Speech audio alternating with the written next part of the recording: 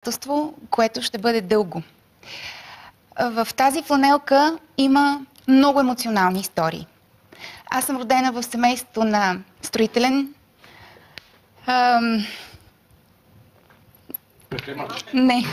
Не. Родена съм в семейството на човек, който управляваше строителна бригада в Кремиковци и учителка по музика, по пиано. Вълнувам се много и всичко, което си бях намислила, просто изфиряса от главата ми, но ще се опитам да не ви губя времето и за малко време да призова тези, които ни гледат, да подкрепят твоята кауза. Освен, че съм от Левски, бащата на детето ми беше от Левски. Той не беше просто спортист. Той беше изключително принципен спортсмен. Когато видях тази блуза, всички емоционални истории, свързани с моя живот, изплуваха в съзнанието ми, защото най-милият детски спомен беше този, когато вуйчо ми ни носеше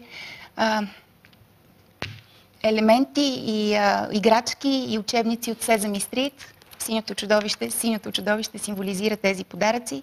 Живеехме скромно в панелен апартамент, който деляхме с още едно семейство и вярвам, че много от хората, които ни гледат в момента, са имали същата съдба.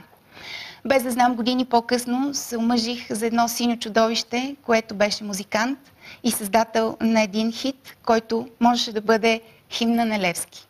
Песента се казва "Синьо".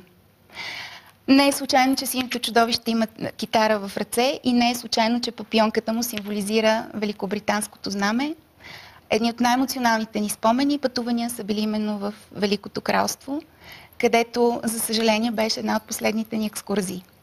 Затова, скъпи приятели и хора, които носят синята идея в сърцето си, така както Левски беше символа, образа и емоцията за Дими, обръщам се към вас, за да дадете каквото сърце ви подсказва, за да помогнете на Тити и негови отбор, на неговата идея и нека като цяло синьо море, синьо див водопад, любовта на феновете и техните средства да потекат към твоята кауза.